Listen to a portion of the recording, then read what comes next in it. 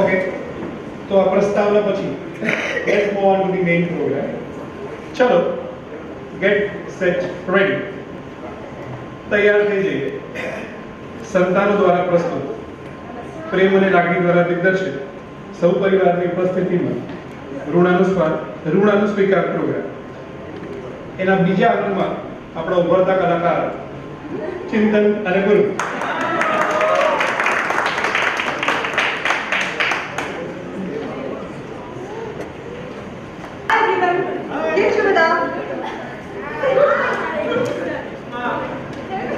Finally આજનો દિવસ આવી ગયો. મેં તમને બધાને ઘણા હેરાન પરેશાન કરી મૂક્યા હતા. છેલ્લા 3-4 મહિનાથી રોજ કંઈ નવી ડિમાન્ડ જોડે.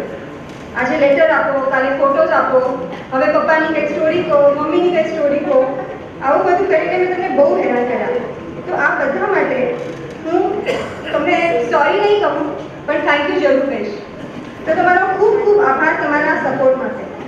તમારા આપેલા કોન્ટેન્ટ અને મમ્મી પપ્પાએ આટલા વર્ષોની સાચવેલી યાદોથી એક સ્લાઇડ શો બનાવ્યો છે. આશા છે કે મમ્મી પપ્પા અને તમને બધાને એ બહુ ગમશે. આ સ્લાઇડ શો પપ્પા મમ્મીની સફરનો છે. જ્યારે પણ કોઈ સફરને યાદ કરતા હોય તો યાદો કાં તો શરૂઆતથી લઈને આજના દિવસ સુધીની હોય કે આજના દિવસથી લઈને પહેલા સુધીની હોય.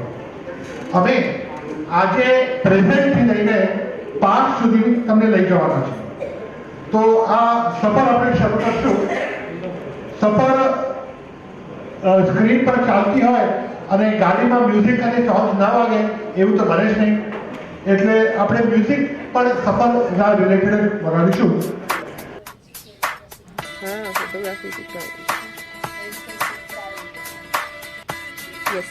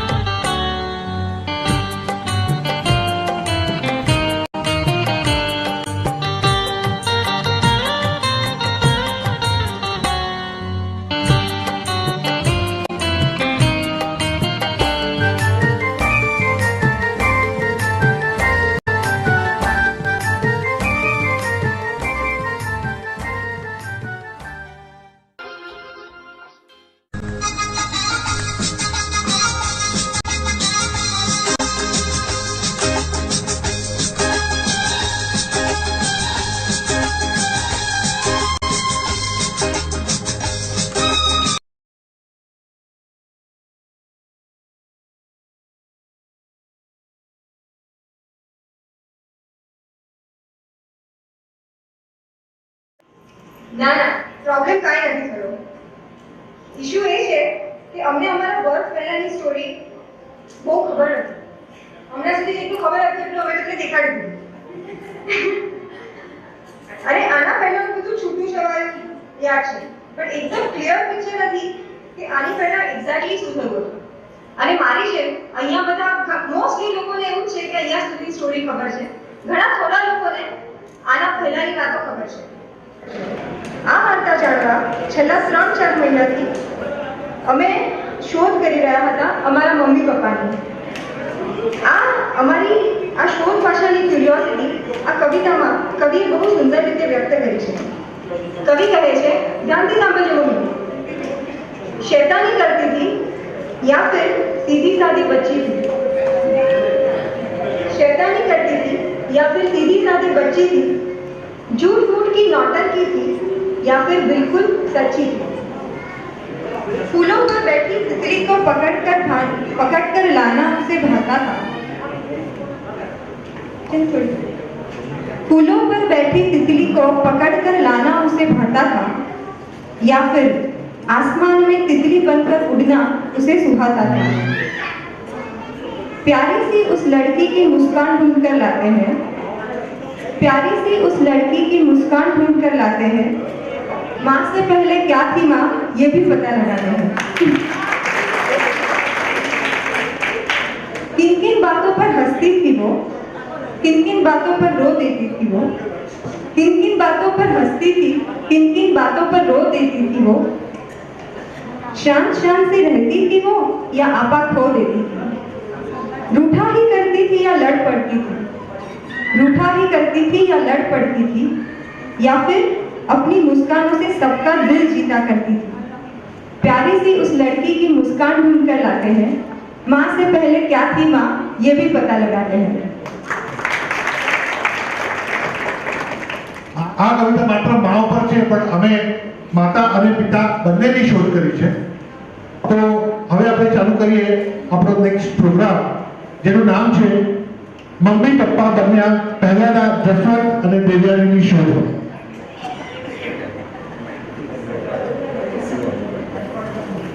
મમ્મી તને યાદ છે મમ્મી જોડે ગોટી જીગા ચેતન માનસી તમને પણ ખબર હશે કે નાનપણમાં મારી એક ફેવરિટ સ્ટોરી હતી.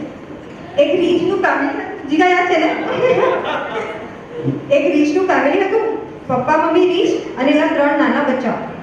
રોજની જેમ રીંછના 3 નાના બચ્ચાઓ દિવસ શરૂ થયો એટલે જંગલમાં રમવા ગયા. પણ એ દિવસે નદીમાં રહેતા ખરાબ મગરે પાણી પીવા આવેલા સૂરજ દાદાને ગળી ગયો. અને ગળી ગયો એટલે બધે અંધારું થઈ ગયું. અને આ અંધારામાં રીંછના 3 બચ્ચાઓ ખોવાઈ ગયા. મમ્મી પપ્પા રીંછે છોકરાઓને બધે ગોત્યા, પણ એવો ક્યાંય ન મળ્યો. અને ગુસ્સામાં આવેલી મમ્મી રીંછ દંડીકો લઈને ખરાબ મગરથી ડર્યા વગર નદીમાં ગઈ અને મગરને જોર જોરથી લાકડીઓ મારી. લાકડીઓ વાગતાની જોડે જ મગરે બૂમ પાડ્યું, આ! અને જેવું મગરે મોઢું ખોલ્યું કે સૂરજ દાદા એકદમ ઝડપથી નીકળીને ઉપર જતા રહ્યા અને રીંછને એમના 3 બચ્ચાઓ મળી ગયા. અને પછી ખાધું પીધું ને મજા કરી.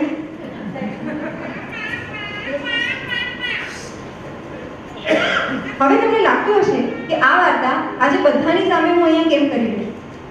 તો એનું રીઝન એ છે કે પપ્પા મમ્મી આજે તમે ખોવાઈ ગયા છો અને અમે તમને ગોતવા નીકળ્યા છીએ. ના કોઈ મગર છે ના કોઈ સૂરજ દાદા, પણ તમને ગોતવાનું સાચે જ બહુ અઘરું હતું. આ બધી શોધખોળમાં મોરલી કાકા, ચંદ્રકાંત કાકા, ચંદુ માસી, યશુ માસી, છાયાબેન આ બધાએ અમને બહુ હેલ્પ કરી.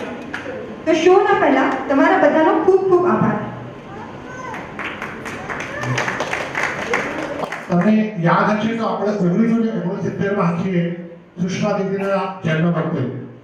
પણ હવે આપણું સ્પેસ શટલ ટાઈમ મશીનની આ સફરમાં જઈ રહ્યું છે.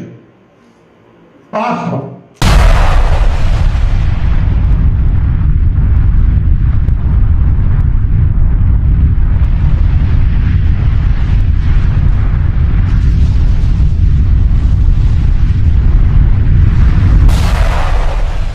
હવે આપણે છીએ ઈસવીસન 1942ના જૂના પૂનામાં.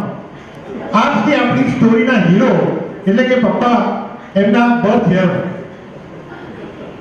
ગોદાવરીબા, બાપુજી, મોટીબેન જશોદા, મોટાભાઈ વિરેન, મુરલીભાઈ, કંચનબેન અને પુષ્પાબેન એ પછી જસવંતનું આગમન થયું પૂનાના આ ઘરમાં.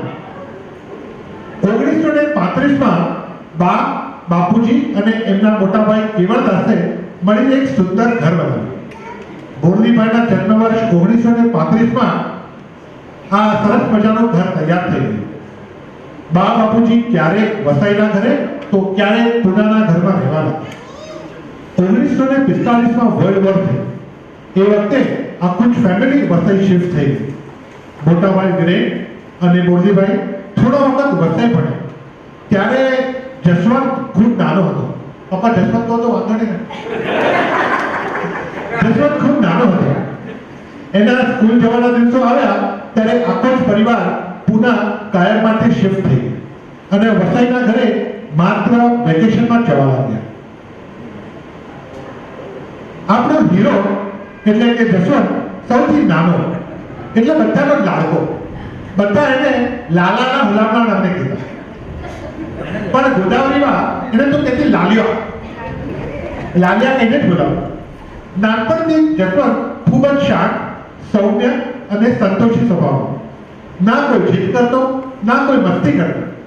બધા જ ભાઈ બહેનો ખાવા પીવાના ખૂબ શોખીન હતા. બરાબર ને કાકા? પણ જસવંતે કોઈ રુચિ નહીં હતી. બા એની તબિયત સારી થાય એની માટે ઘણું બધું બનાવતી. પણ જસવંત જે ભાવતું હતું એ ખાય અને ન ભાવતું હોય ત્યારે કોઈ પણ ડિમાન્ડ કર્યા વગર કહી દે કે ભાઈ ભૂખ જ નથી. એમ કહીને ઊભા થઈ ગયા. બાને એની આદત બરાબર ખબર હતી. એટલે કોઈ લાલિયાને જમાડે એવા પ્રસંગો એ ટાળતી. જસવંતનું સ્કૂલિંગ ચાલુ થયું RCM હાઈસ્કૂલ. જસવંતને સ્કૂલે જવાનો બહુ જ કંટાળો. પાંચે ભાઈ બહેનોની સવારી જ્યારે સ્કૂલે જવા નીકળે એટલે જસવંત છુટ્ટી રીતે ઘોડીઓની પાછળ સંતાઈ જાય. મોટા બે ભાઈઓ થોડી વાર તો નહીં ગોતે પણ શાળામાં મોડા મળવાની બીકે એ લોકો જતા રહે અને એના પછી આ ભાઈ ઘોડીની પાછળથી બહાર નીકળે અને એ દિવસે સ્કૂલમાં રાખી.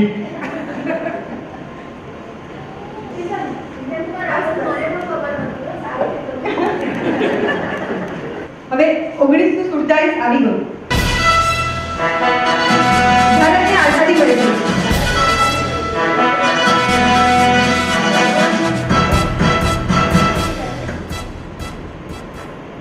તો મળો આઝાદ ભારતમાં જન્મેલી આજની આપણી હિરોઈન દેવયાની મોહનલાલ શાહ ઉર્ફ દેવુ. લીલીબા અને મોહનલાલનું છઠ્ઠું સંતાન. સુંદર, અલ્લડ, તોફાની, સાહસી અને પ્રેમાળ. દૂધ એની ભાવતામાં ભાવતી વસ્તુ. એ જમાનામાં દૂધ અને મલાઈ પર છોકરાઓનો જ હક્ક રહેતો.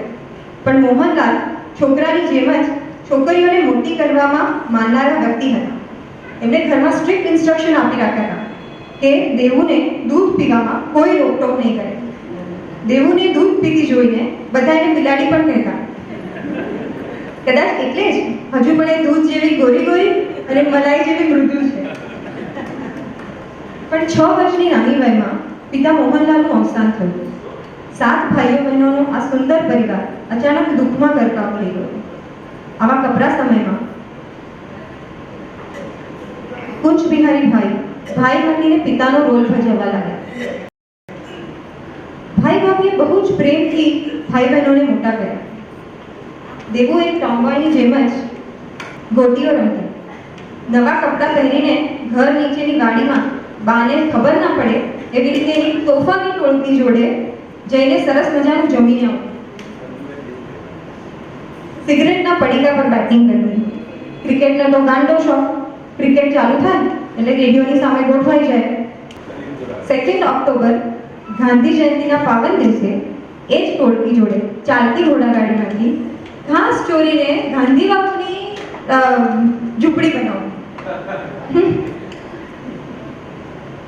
પત્તા રમવાનો પણ ગજબનો શોખ. ચીટિંગ કરતા કરતા જ્યારે પકડાઈ જાય ત્યારે થોડી મારામારી પણ કરી લેતી. તમારે જેવું છે દેવું અને એની આ મસ્તીને જોવી છે દેવુને? તો જોઈ લઈએ આજે એને એકદમ પાસેથી. हे मिट्टी पे खींची लकीरें रब ने तो ये तस्वीर बनी आग हवा पानी को मिलाया तो फिर ये तस्वीर सजी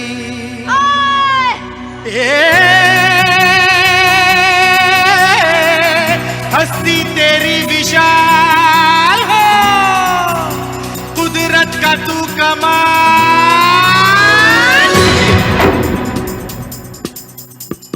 है मनमोहिनी तेरी अदा तुझे जब देख ले तो फिर गटा बरसे झर झर झर झर झर झर झर नाच चमक चमक वो बिजली दीवानी है बेमिसाल तू कोरी कोरी अनछुई तुझ में है कुदरत सारी खोई तुझ में है कुदरत सारी खोई खोई तुझ में है कुदरत सारी खोई खोई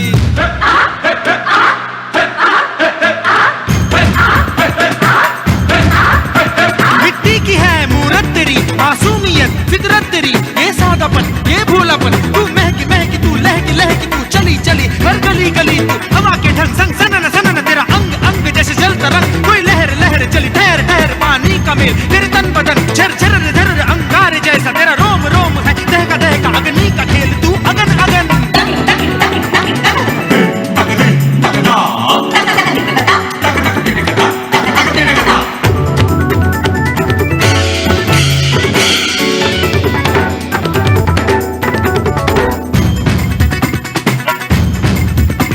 जरा थिरक थिरक जरा लचक लचक कभी मटक मटक कभी ठुमक ठुमक चली झूम झूम कभी घूम घूम धरती को झूम मची धूम धूम चंचल बड़ी तू नटखट बड़ी तू महकी बहार रस की फुहार तेरे तीखे नैन तेरे केश रैन ये बल खाना ये इतराना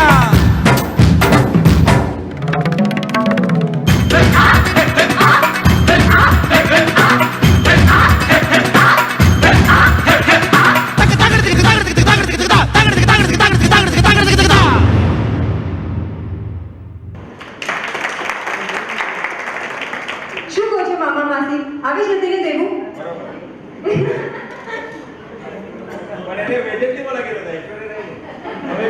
એટલે અમે લોકો છે ને એકચ્યુઅલી બહુ જુદી હિરોઈનો જોઈ પણ અમને લાગ્યું કે આ મમ્મીને શૂટ નથી થયું. એ લોકો બહુ એકદમ શર્મા ને આ એકદમ મસ્ત લાગતી હતી એટલે પછી અમે આ લઈ લીધી. થોડા વખતમાં મુકુંદભાઈ અને ભારતી ભાભીના લગ્ન થયા. આ નવી ભાભી તો દૂધમાં સાકર ઓગળે એમ ઘરમાં મળી ગઈ. ભારતી ભાભી ઓછી ને બહેનપણી વધારે. સૌથી મોટી બેન કુસુમના લગ્ન તો ઘણી નાની ઉંમરમાં જ થઈ ગયા હતા. તેના વસ્તારી કુટુંબ અને એની જવાબદારીઓના કારણે મોટી બહેનને આ નાના ભાઈઓ બહેનોને મળવાનું બહુ ઓછું થતું. પણ કુસુમબેનની સૌથી મોટી દીકરી છાયા જોડે દેવુને ગાઢ દોસ્તી. આખા વર્ષની બચાવેલી પોકેટ મની દેવું છાયા આવે એટલે વાપરી નાખતી એની જોડે ફરવામાં અને રમવામાં. કુમુદબેન માટે તો શું કહું? કુમુદબેનનું ઘર એટલે તો જાણે પોતાનું ઘર. મુરલીધર શેઠ પર દેવુનો સાડી તરીકેનો પૂરેપૂરો હક અને સામે બનેલી પણ એવા જ સાડીની બધી જ માંગણી સર આંખો પર. પણ આખા ઘરને કુમુદબેનની સૌથી મોટી ભેટ એટલે શરદ, દેવુનો માનસ પુત્ર. પરેશ, લીના અને ભૃગુ તો વહેલા જ, પણ શરદ હંમેશા કંઈ વધારે જ રહ્યો દેવું માટે. ચંદ્રિકા, દેવું અને હરેશ એટલે ત્રિપુટી. ચંદુ આ નાના બે ભાઈઓ બહેનોની કમાન્ડર ઇન ચીફ. ચંદ્રિકા એકદમ જ દાઢી, હોશિયાર, ઠાવકી, શિસ્તબદ્ધ અને અગમચેતી. જ્યારે હરેશ અને દેવું તેનાથી એકદમ વિપરીત, તોફાની, બિંદાસ, દરેકે દરેક ક્ષણનો આનંદ માણવાવાળા. હરેશ બાબુ પણ શિસ્તબદ્ધ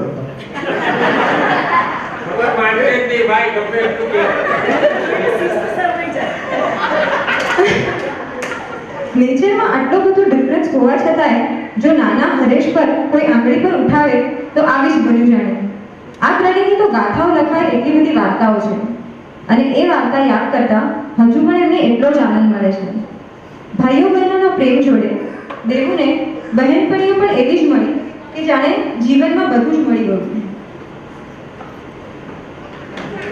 ભારતી, યશુ, જ્યોત્સના અને દેવુની ચંડાળ ચોકડી સ્કૂલમાં પ્રખ્યાત હતી. આટલી નાની ઉંમરમાં પણ એકબીજાની મદદ માટે હંમેશા તૈયાર. એકબીજાની લાગણીઓ, જરૂરિયાતો કીધા વિના સમજી જતા. 12-13 વર્ષની ઉંમરમાં આવા મિત્રો ભાગ્યે જ કોઈને મળે. 9મા ધોરણમાં જ્યોત્સના, ભારતી અને દેવુને મેથ્સના ક્લાસમાં એડમિશન મળ્યું. યશુ બીજા ક્લાસમાં એકલી પડી ગઈ. દેવુને ખબર હતી કે લગ્ન પછી આગળ ભણવા મળવાનું નથી, તો દેવુએ મેથ્સ છોડીને યશુને એકલું ના લાગે એટલા માટે હિસ્ટ્રી, જ્યોગ્રાફી લઈ લીધું. આવા બધા દિવસોના લીધે જ એ 5-6 વર્ષની ફ્રેન્ડશિપ હજુ 50-60 વર્ષે પણ અડીખમ છે.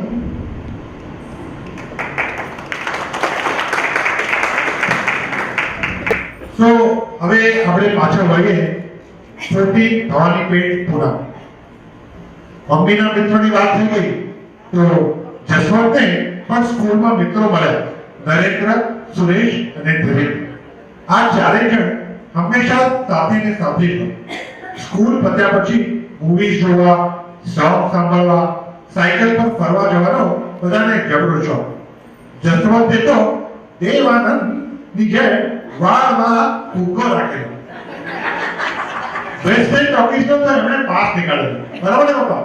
વેસ્ટર્ન ટોકીઝ ને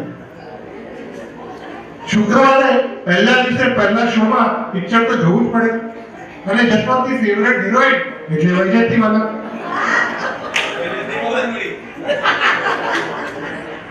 જસવંતને ખૂબ જ શોખ, અને પણ એના આવા બધા શોખના લીધે બા બાપુજીને થોડી ચિંતા પણ કરી કે આ લાલીઓ મોટો થઈને શું કરશે. એક બાજુ મોટાભાઈ બ્રેન વકીલ બનવાની તાલીમ લઈ ગયા અને મોરલીભાઈ ડોક્ટર. જસવંતના બંને મોટા ભાઈઓ ખૂબ જ પ્રભાવશાળી, તેજોમય વ્યક્તિત્વ ધરાવતા. મોરલીભાઈ તો બધામાં અવ્વલ અને લાગે પણ એકદમ હેન્ડસમ હીરો જેવા. હજુ પણ લાગે છે ને હેન્ડસમ હીરો જેવા. જ્યારે બા બાપુજી મોટા ભાઈને જસવંતની ચિંતા કરે ત્યારે જસવંતને પોતાના બંને કીર્તિવાન ભાઈઓને જોઈને ખૂબ જ ગર્વ થતો, અભિમાન થતું. ગોદાવરી બાનો આ પરિવાર એકબીજા પ્રત્યેની લાગણીઓ કે પ્રેમ ઓપનલી કદાચ વ્યક્ત નતો કરતો, પણ ભાઈઓ બહેનો તહેવારે કદાચ ગળે મળીને પ્રેમની આપણે પણ નતા કરતા, પણ અંદરથી એમના વાતાવરણ, એમના માટે એમનો પરિવાર જ એમનું સર્વસ્વ કર્યું છે. ચિંતન, હવે સ્ટોરીને જરા ઇન્ટરેસ્ટિંગ વાત કરીએ જસવંત દેવયાનીની પહેલી મીટિંગ. ધીરે ધીરે આપણા નાયક નાયિકા મોટા થવા લાગ્યા. એમની ફર્સ્ટ મીટિંગ હિન્દી મૂવીના સીનથી કાંઈ કમ ન હતી. આજે એમની પહેલી મીટિંગનું રહસ્ય તમારા બધાની વચ્ચે ખુલી રહ્યું છે. સીન કંઈ આવો હતો. દેવુની ટ્રીપ સ્કૂલમાંથી નક્કી થઈ હતી. ટ્રીપનું ઠેકાણું હતું લોનાવાલા અને પૂના. બહેનપણીઓ જીપ પર ઉતરી આવી કે દેવુના હીરોને હવે તો જોવો જ છે. 4 બહાદુર બંગાઓએ મળીને જસવંતને પત્ર લખ્યો, આ તારીખે આ સમયે આવી જજો. મળવાનું સ્થળ પુણે સ્ટેશન. ટ્રીપની પહેલા કેટલી અટકળો થવા લાગી. જસવંત આવશે કે નહીં, કેવો દેખાતો હશે, બધું છૂપું છૂપું ચાલતું હતું. એટલે આજુબાજુના લોકોને કહીશું શું કે આ કોણ છે અને કેમ સ્ટેશન પર મળવા આવ્યો છે. આ બધા પ્રશ્નોની વચ્ચે એ દિવસ આવી ગયો અને જે સ્થળે અને સમયે નક્કી કર્યું હતું ત્યાં ચારે બહેનપણીઓ પહોંચી ગઈ. અને ત્યાં જતા જોયું કે જસવંત એના મિત્રોને લઈને પહેલેથી જ ત્યાં નિરાતે ઊભો હતો. જસવંતના દોસ્તારો પણ થવાવાળી ભાભીને મળવા ઉત્સુક હતા. આના પછી ચાલુ થયો પત્રોની આપ-લેનો સમય. દેવુનો ફેવરિટ હીરો રાજેન્દ્ર કુમાર અને જસવંતની ફેવરિટ હિરોઈન વૈજયંતી માલાનું આ સોંગ જાણે એમના માટે જ બન્યું હતું. એની ગેસીસ કયું સોંગ હશે?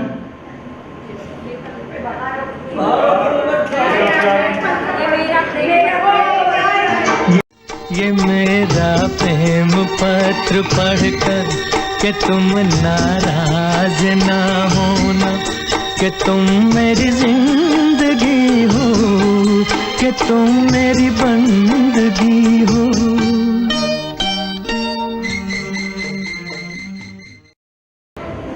પહેલી મીટિંગ અને પત્રોના સફર પછી જસવંત ઘણીવાર મુંબઈ પણ આવવા લાગ્યો. જસવંત અને દેવયાનીના આ લગ્ન પહેલાની મુલાકાતો અરેન્જ કરવામાં એક જણનો મોટો હાથ હતો અને આ સ્પેશિયલ વ્યક્તિ એટલે જસવંતની ભાભી કમ મિત્ર કોકિલાબેન. હવે પાછા વળીએ આપણે જસવંતની દુનિયામાં. જસવંત જ્યારે પેઇન્ટ ટેકનોલોજીની ડિગ્રી લઈને કોલેજમાંથી બહાર પડ્યો ત્યારે વિરેનભાઈએ એની માટે એક નવી લાઈફની શોધમાં હતો. એમનો એવો વિચાર હતો કે જ્યારે અનાજના પારિવારિક ધંધામાં એ ધ્યાન આપતા હતા એ જ સમયે જો અલગ થોડું રિસ્ક લઈને કોઈ નવો ધંધો ચાલુ થાય તો આખા જ પરિવારમાં બધાનું સારું. જસવંતના માટે મોટા ભાઈ સર્વે કરવા હતા. એમનો પડ્યો બહુ ઝીકો એ એના માટે વધુ છે. એમણે લીધેલા નિર્ણયો ઉપર જસવંત ક્યારે પણ વિમત ન થયો. વિરેનભાઈએ એમના એક મિત્ર વાઘ સાહેબ જોડે જસવંતની મીટિંગ કરાવી અને આમ કરતા પંપ સેટના નવા ધંધાની શરૂઆત થઈ. ફોર્મનું નામ હતું પુણે એન્જિનિયરિંગ. વાઘ સાહેબના હાથ હેઠળ જસવંત ખૂબ જ મહેનત અને લગનથી કામ કરવા લાગ્યો. પણ બહેન કચ્છરના અકાલ આઘાતજનક મૃત્યુએ જસવંતના જીવનમાં કદી પણ ના ભૂસાય એવી છાપ છોડી. જસવંત હતો એના કરતાં પણ વધુ મેચ્યોર થઈ ગયો. ઘરમાં આવેલી નવી ભાણીઓની જવાબદારીઓમાં એને મોટાભાઈનો સાથ આપવો હતો. એ હજુ વધારે મહેનત કરવા લાગ્યો અને આવા સમયે બીજી એક કઠણાઈ સામે આવી ગઈ. જસવંતના મેન્ટર વાઘ સાહેબનું એક અકસ્માતમાં મૃત્યુ થયું. જીવનમાં વળી પાછી અનિશ્ચિતતા આવી. વાઘ સાહેબ વગર ધંધો કરવો કે નહીં કરવો એ વિચારોની વચ્ચે જસવંત બે માણસોનું કામ એકલે હાથે કરવા લાગ્યો.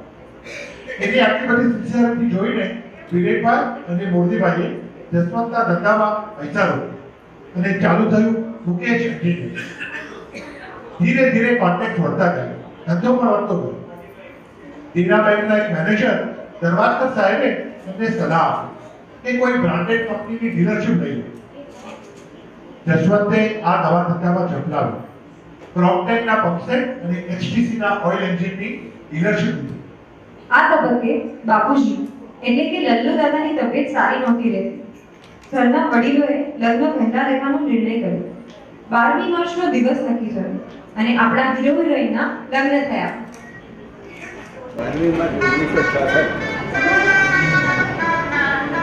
બંને નાના હતા. આગળની દુનિયા કેવી હશે એનાથી અજાણ, પણ એ દિવસ તો એમનો હતો.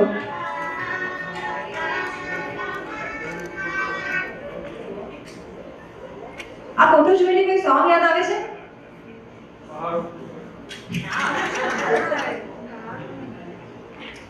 आंखों ही आंखों में इशारा हो गया, बैठ बैठ जीने का सहारा हो गया.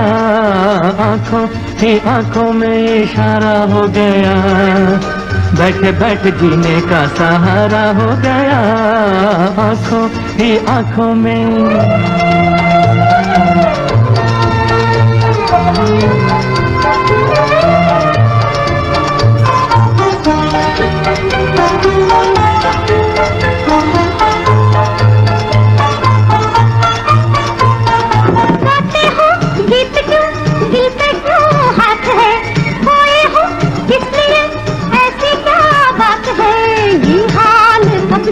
तुम्हारा हो गया. आंखों ही आंखों में इशारा हो गया, बैठ बैठ जीने का सहारा हो गया. आंखों ही आंखों में इशारा हो गया, बैठ बैठ जीने का सहारा हो गया. आंखों ही आंखों में. મુંબઈની લુહાણા મહાજન વાડીમાં લગ્ન થયા. રાતના દેવોને લઈને જાન પુના પાછી વળી. 2 દિવસમાં એટલે કે 14મી માર્ચે દેવો મુંબઈ પાછી આવી અને 15 માર્ચે એની મેટ્રિકની પરીક્ષા ચાલુ થઈ. આટલી ભાગદોડમાં એક્ઝામ આપીને સરસ માર્કે પાસ પણ થઈ, પણ રિઝલ્ટ આવે એ પહેલા તો પિક્ચરમાં ઇન્ટરવલ પછી સ્ટોરી બદલાય એમ દેવોની આખી લાઈફ જ બદલાઈ ગઈ. એક બિંદાસ બેધડક છોકરી હવે એક રૂઢિચુસ્ત પરિવારની નાની બહુ બની ગઈ હતી. શર્ટ અને પેન્ટ પહેરતી આ દીકરી માથે ઓઢતા શીખી ગઈ. જેણે ભાભીઓથી ભરેલા રસોઈ ઘરમાં પગ નહોતો મૂક્યો તે સવાર સાંજ રસોડામાં સગડીની સામે બેસવા લાગી. ભાઈઓ અને બહેનો પર દાદાગીરી કરતી દેવું ઘરમાં રહેતા નાનકડા 6 બંદરોથી ગભરાઈને લેવા લાગી. શું ખબર ક્યારે કોણ મસ્તીમાં આવીને રૂમમાં પૂરી દે. બરાબર ને દીનાબેન? પૂર્ણિમાબેન, દીનાબેન, બધા જ. કૌશિકભાઈ, મુકેશભાઈ, અતુલભાઈ અને માલતીબેન. માલતીબેન આવે કે નહીં? ઓકે. પણ આ સમયગાળો ખૂબ જ થોડા સમય માટે આવ્યો. દેવુએ ધીરે ધીરે બધાને પોતાના કરી દીધા. બા અને સુશીલાબેન બંને થોડા કડક સ્વભાવના. આની વચ્ચે દેવુનો પ્રેમાળ, રમૂજી, નાના સાથે નાના બની જવાના સ્વભાવે એને બધાને અને ખાસ કરીને આ નાનકડી વાનર સેનાના પ્રિય મામી અને કાકી બનાવી દીધા. જે ટીચર, બા, મામાની નાની મોટી વળથી તો બચાવી જ નાખી. જે મામીને ગુસ્સામાં ભૂલી દેવાતી એ જ મામી જ્યારે 10 દિવસ પિયરે જાય ત્યારે બધા મોટાઓથી છુપાઈને આ બંદરો એને ફોન કરતા, જલ્દી પાછા આવી જાઓ એવો હક અને પ્રેમથી હુકમ કરતા. આ બાજુ લગ્ન થયા પછી નવા ધંધાને વધારવામાં જસવંતે રાત દિવસ બનાવતી. નવા લગ્ન થયા હોવા છતાંય જસવંતે ધંધામાં ક્યારે પણ બેદરકારી નથી કરી. સ્કૂટર ઉપર પુનાના આજુબાજુના ગામે જઈને પંપ સેટ ફિટ કરતા. એ જમાનામાં જ્યારે માર્કેટિંગ, કન્ઝ્યુમર સેટિસ્ફેક્શન એવા શબ્દની પણ કોઈને ખબર ન હતી ત્યારે જસવંતે વગર MBA ભણે લોકોની જરૂરિયાત સમજીને પોતાનો બિઝનેસ આગળ વધારતા હતા. જે છોકરો નાનપણમાં ન ભાવતું હોય તો ભૂખ નથી એમ કહીને ઊભો થઈ જતો એ હવે બકરીના દૂધની અને ગોળની ચા પીને પેટ ભરવા લાગ્યો. અને આ ગામડાઓમાંથી એને પોતાનો પહેલો સહકાર્યકરી મળી. એનું નામ હતું ભગવાન. ભગવાનના આવ્યા પછી જસવંતના માથે થોડી ઘણી જવાબદારી ઓછી થઈ. એક નાના ભાઈની જેમ જ જસવંતના પડકે એ હંમેશા ઊભો રહેતો અને દરેક કામમાં મદદ કરતો. મુકેશ એન્જિનિયર હવે પ્રગતિના પથે હતો. એટલા લાગે ને પપ્પા એટલા પિક્ચરના હીરો. પુનાનું એક નંબરનું ડીલર બની ગયું. આગળ કામ વધારવા જસવંતે હંમેશા પોતાના પરિવારમાંથી લોકોને જે લોકો ધંધાની શોધમાં હોય એને પોતાની જોડે સામેલ કર્યા. જેમ કે મામાનો દીકરો પ્રદીપ અને સાળા હરેશભાઈ, એ બંનેને પોતાની જોડે જોઈન્ટ થવાનો પ્રસ્તાવ આપ્યો. થોડા વખત પછી મોટી બહેનના ઘરમાંથી અરવિંદભાઈ અને રાજુભાઈને પણ પોતાના ધંધામાં જોડે લઈ દીધા. વસઈથી અકાઉન્ટ શીખતા વિદ્યાર્થીઓને ગામમાંથી બોલાવતા અને એ લોકોને કામ આપતા. એક મોટા ભાઈની જેમ એનું ધ્યાન રાખતા. આમ પંપસેટની જોડે બીજા નાના મોટા ઘણા બધા પ્રોડક્ટ્સનો ધંધો ચાલુ કર્યો. અલગ ફર્મ્સના હેઠળ અને ફેમિલીના દરેક મેમ્બરને એમાં સેટ કરતા ગયા. અહીં દેવુના જીવનમાં જેઠાણી સુશીલાબેન હવે મોટી બહેન બની ગયા હતા અને કોકિલાબેન તો બહેન પડી. દેવુનો વિસ્તાર વધતો જતો હતો. બસ એક દિયરની જ કમી હતી. એ કમી પૂરી કરી નાખી પ્રદીપભાઈ દેવુના જીવનમાં આવ્યા તો દિયર બનીને, પણ થોડા જ વખતમાં એ ભાભીમાંથી એમની બહેન બની ગઈ. નાના ભાઈ હરેશની જેમ જ ભાઈ પ્રદીપ માટે જોડે પણ એક અતૂટ નાતો બંધાઈ ગયો. પ્રદીપભાઈ દેવુને ભાભી કહેતા, પણ રક્ષાબંધનના દિવસે દેવુ પ્રદીપ અને હરેશને સાથે રાખડી બાંધી. જસવંત સ્વભાવ પ્રમાણે ખૂબ જ ઓછું બોલતો. હજી પણ ઓછું બોલે છે પપ્પા. પણ એકદમ અસરકારક બોલતો. સામેવાળાને સંભળાવવા કરતા એ સામેવાળાને સાંભળવામાં એમને વધારે રસ હતો. સામેવાળાના બધા જ પ્રોબ્લેમ શાંતિથી સાંભળી એકદમ સાદી ભાષામાં એનો ઉકેલ આપતો. ઘણીવાર એમના ઓછા બોલવાના કારણે સામેવાળા એને પહેલી નજરમાં સમજી ન શકતા. એમનો અંતર્મુખી સ્વભાવ ક્યારેક કડક તો ક્યારેક સમજી ન શકાય એવી છાપ ઉડી ગઈ. પણ થોડા વખતમાં સામેવાળાને સમજાવવા લાગતું કે જસવંત જે પણ કહે છે, જે પણ કરે છે એ સામેવાળાના સારા માટે જ કહે છે. જસવંતના જીવનનો સૌથી મોટો સિદ્ધાંત એટલે કે કર ભલા તો હો ભલા. જસવંતના વ્યક્તિત્વને દર્શાવતું આ ગીત એકદમ એમની માટે બંધ બેસે છે.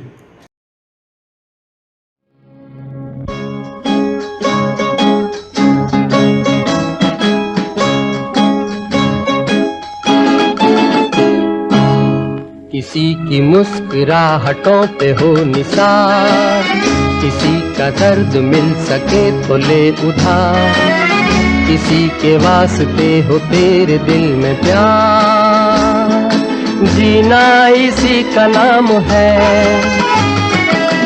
किसी की मुस्कुराहटों पे हो निसार, किसी का दर्द मिल सके तो ले उधार, किसी के वास्ते हो तेरे दिल में प्यार, जीना इसी का नाम है।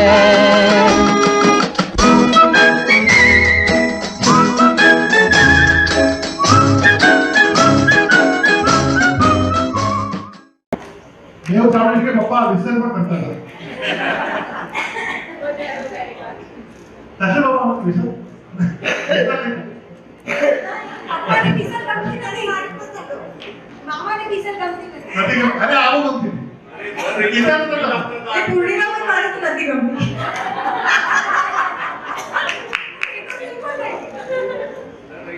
હંમેશા આગળ વધો અને આગળ વધતી વખતે પોતાનો પરિવાર પાછળ ન રહી જાય એની ખાસ કાળજી રાખજો.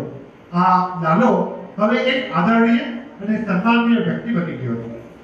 પહેલા શર્ટ પેન્ટ પહેરતો હતો પણ હવે એકદમ કડક ઇસ્ત્રીવાળા જબ્બામાં પણ આવી ગયા છે.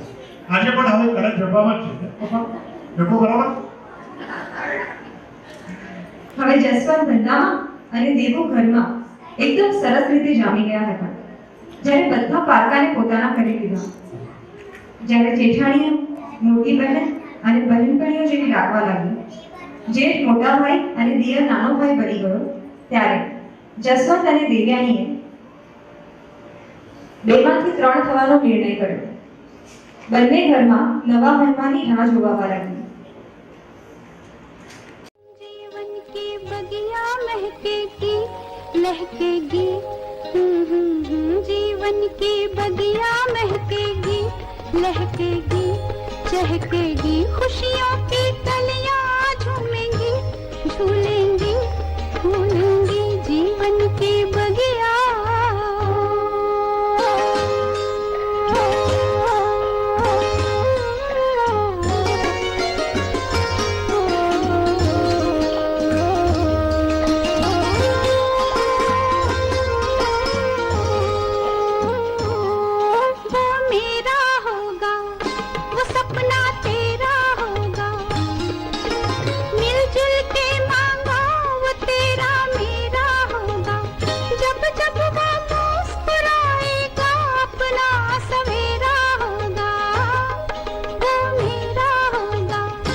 वो सपना तेरा होगा, मिलजुल के मांगा वो तेरा मेरा होगा, जब जब वो मुस्कुराएगा। अपना सवेरा होगा।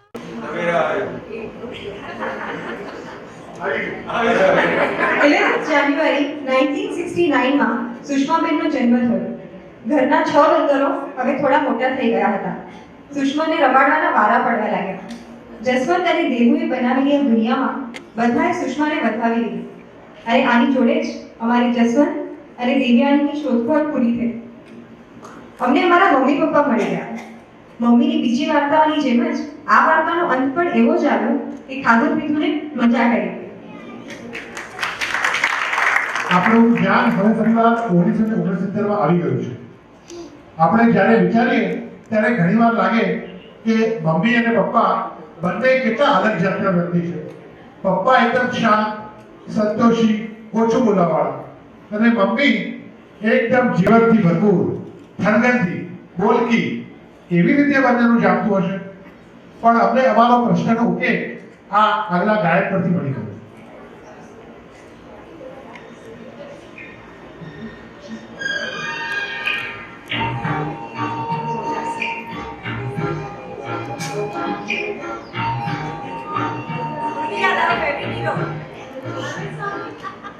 આમાં ખાલી ફૂલ પત્તા દેખાશે. હીરો અહીંયા છે ભાઈ. આ સોંગ અમે લોકો એટલા માટે સિલેક્ટ કર્યું બીકોઝ આ પરફેક્ટલી રિપીટ કરે છે કે પપ્પા મમ્મીની લાઈફસ્ટાઈલ એકદમ ડાઉન ટુ અર્થ રીતે જીવવાની, એકદમ નાની નાની વસ્તુઓમાં ખુશ રહેવાનું. એટલા માટે અમને આ સોંગ યાદ હતું અને આ સોંગ અમને સજેસ્ટ કર્યું પૂર્ણિમાબેન.